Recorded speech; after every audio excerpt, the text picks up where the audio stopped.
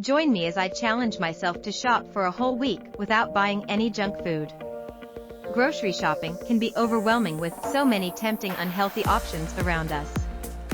Making unhealthy choices can lead to serious health consequences, like obesity and heart disease.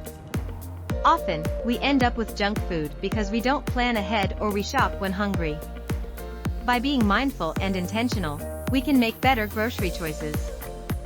First, take time to plan your meals for the week before heading to the store. Read labels carefully to choose products with whole, recognizable ingredients. Stick to the perimeter of the store where fresh produce, meat, and dairy are located. Avoid the snack aisle where temptation lurks. Choose nuts, fruits, and veggies instead. Sticking to your shopping list is crucial to avoid impulse buying. Look for sales and plan meals around discounted items to save money. By following these tips, you can improve your grocery choices and overall health.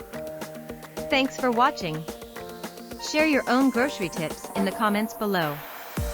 Be sure to check out my other videos on healthy eating habits.